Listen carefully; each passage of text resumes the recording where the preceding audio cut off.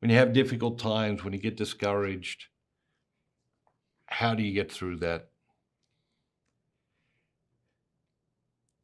Everything's temporary. I think it's trying to put it. I think the hardest thing to do as you get older is putting things into perspective, um, and you've seen so many things go south. Whether it's somebody else's health or somebody else's business, and you have to say, okay, just because something happened to somebody else doesn't mean it's going to happen to you.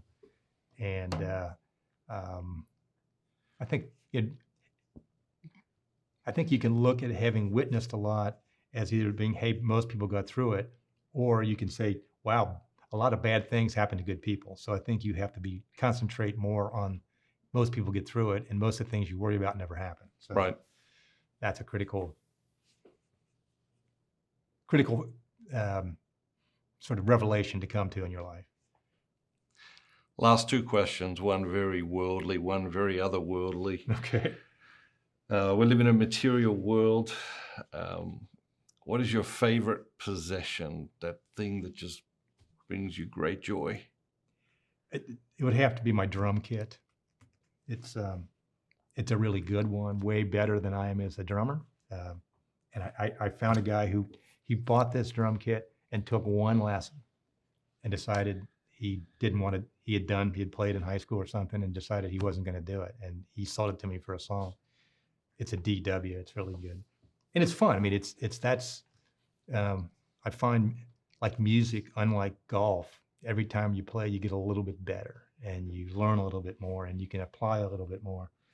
And I continue to take lessons, and it's rewarding. And it's something that actually the young man who's my teacher was saying that they've mapped in your brain what you have to do as a drummer and how many different synapses you got to connect to be moving four limbs, four different ways. And it's like really good for you in a neurological way, which that doesn't account for how many drummers are, like Keith Moon, were sort of half-wits or ended up that way. So that's fun. That's fun for me. It's a good outlet. Otherworldly question. When you think about the end of life, the next life, the afterlife, heaven, reflect on those things, what do you think about?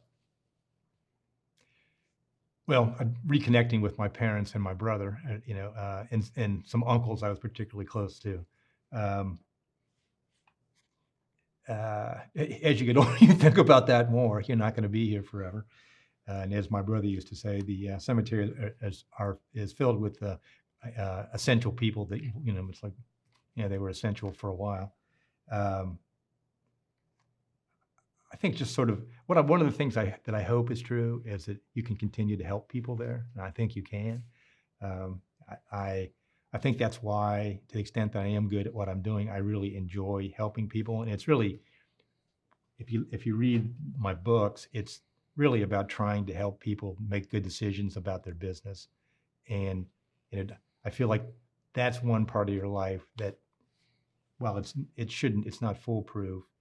It's so controllable, and if you can control that, then the rest of your life, the other things in your life should probably fall in place. I mean, with the exception of your health, right? That you can only do so much about. Worry free. I think that would be nice. Rest, I guess. Although I think I've gotten a little better at that.